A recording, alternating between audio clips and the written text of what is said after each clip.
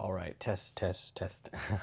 So this is going to be one of those kind of longer format ones. Kind of a unique story, mostly because I've had some questions from people about, in a video I uploaded about a roommate that had been in a cult and he got sucked into something and did not return a book of mine after borrowing it. So I can elaborate a little more on that, as well as mention maybe red flags that show up when maybe someone, a loved one, a roommate, a family member, whoever, ends up purchasing certain books that come into your apartment or your home or wherever as an indicator or a red flag for you. But yeah, I had a friend, it was a friend, and then we moved in together. And he was a pretty normal guy. The first year living together was awesome. It was like two buddies, everything was a sitcom, it was great.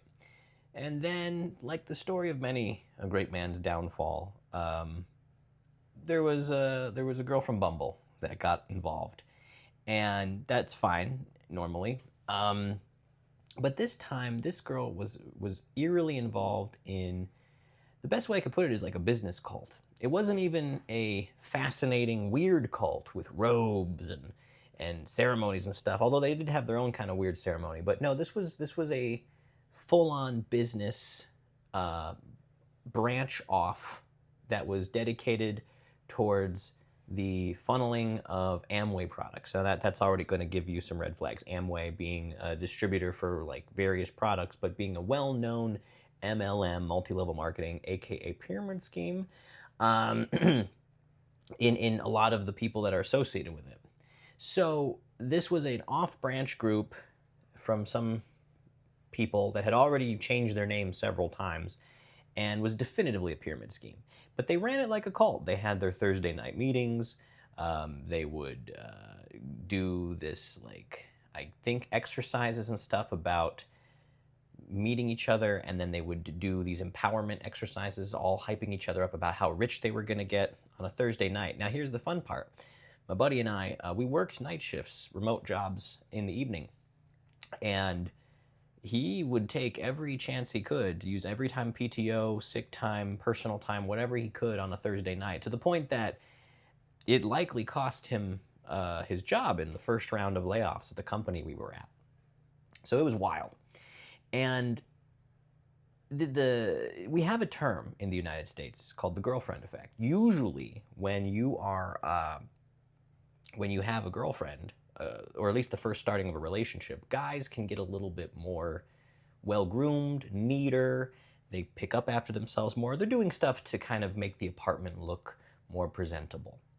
And at the time, my buddy, he was not the cleanest guy, right? I mean, his level of mess. I'm not Mr. Anal Retentive either, but I appreciate a cleaner environment. But his level of mess was livable in that regard. I could deal with it.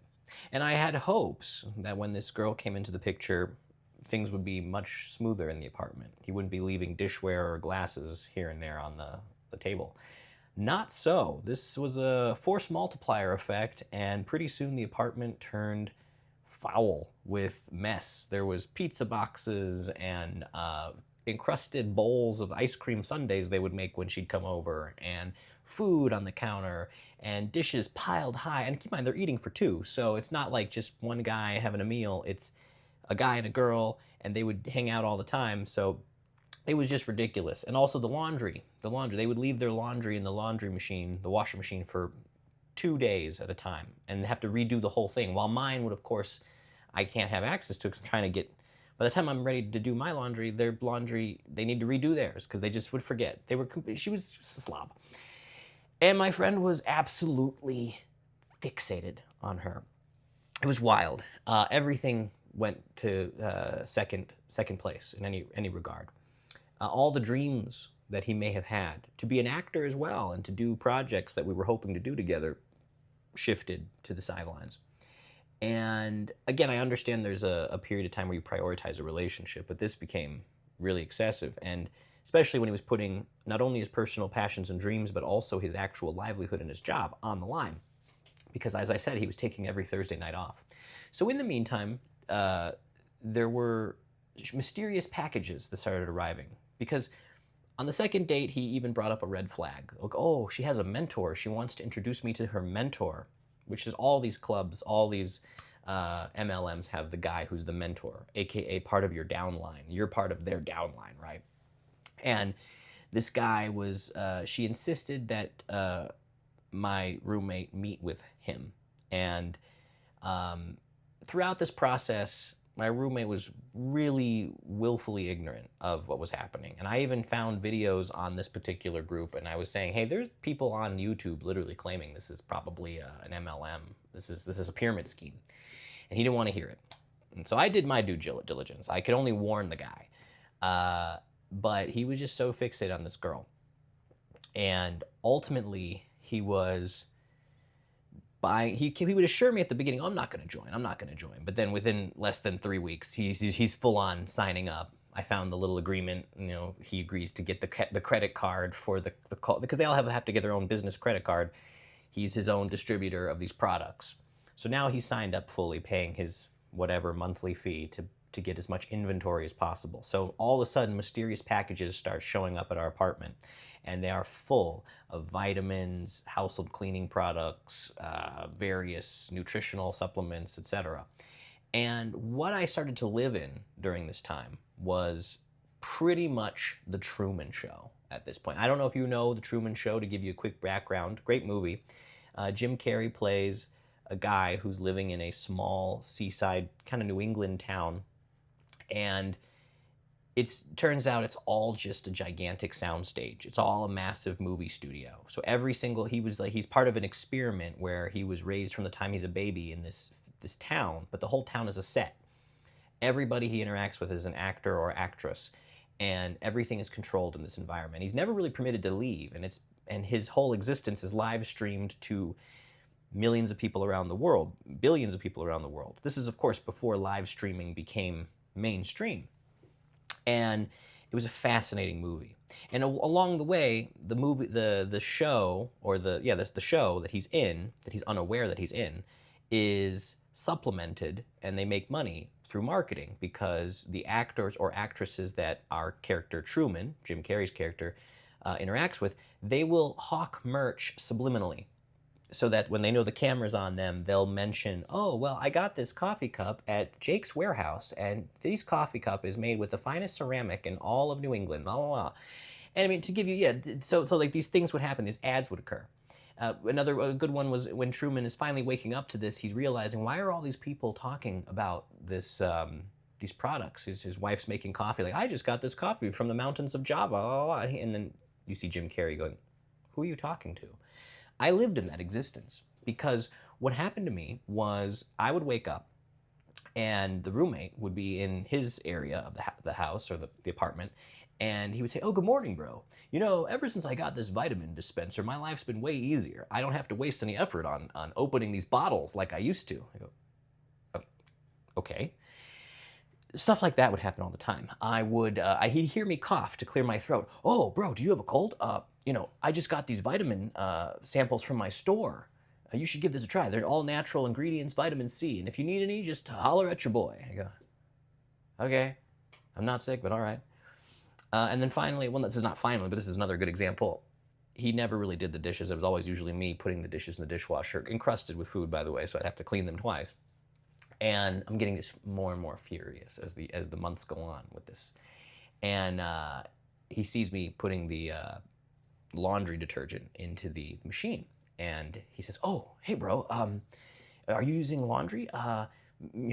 Check out this detergent that I have from my store.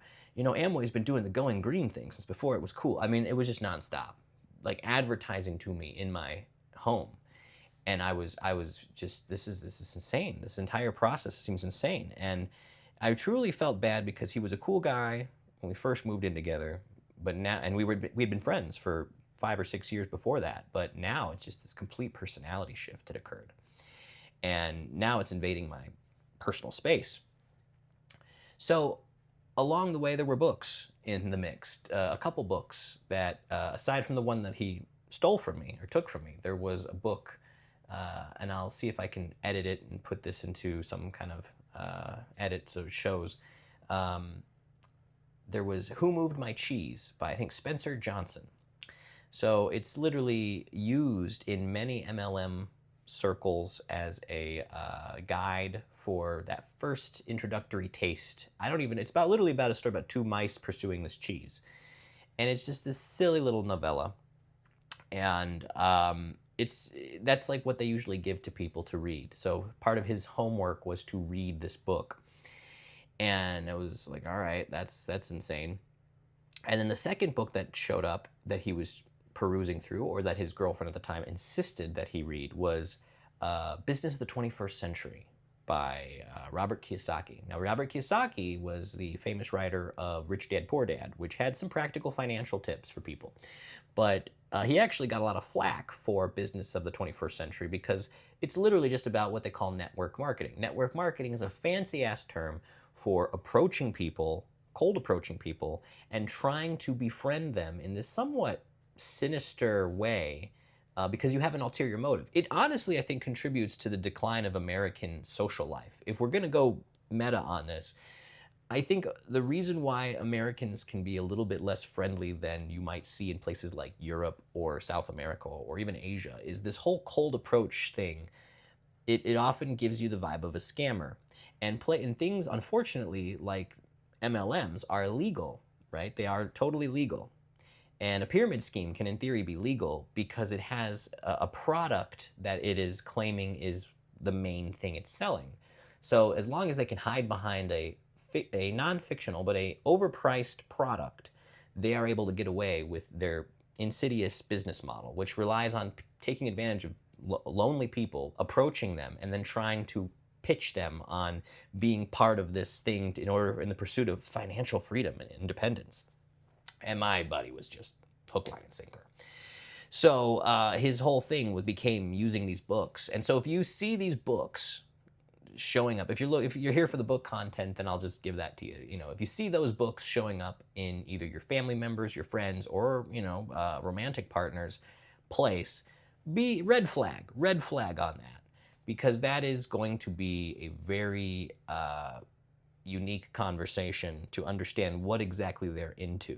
Someone can have a passive interest in the occult, right? Someone can have a passive interest in fantasy. Someone can have a passive interest in true crime. And kind of just being aware of these things doesn't necessarily make that person involved in any of those things. But it's really weird to have a passive interest in network marketing or business models that are part and parcel with multi-level marketing schemes. So that's my lesson for the day. And ultimately what happened was it got more and more progressively uncomfortable in that situation. I know that I guess she overheard me literally just kind of not reprimanding, but correcting him and saying, why did you leave the laundry for an extra day? Now I can't do it. So she kind of got on him. He says, oh, you made her uncomfortable. Again, this is outside of her, and I didn't yell at him or anything at that point in time. We met up in the apartment later, and then I had I had a little bit of a shouting match. I'm like, I'm gonna walk around naked. We're gonna see how comfortable she's gonna be, because this is my apartment. And then he backed off and decided to finally talk to the girl, because I insisted she can't keep coming over and spending every single night here. I didn't sign up to live with a guy and a girl she's not paying rent. So ultimately, though, the situation continued to get a little uncomfortable, and we wrote out a lot of the year, but I let him go early. He said, hey, if you pay me X amount of money for the rest of the lease, or at least a portion of the rest of the lease, you can leave early and be with her, because this is deteriorated, and I value peace of mind over like having to deal with this.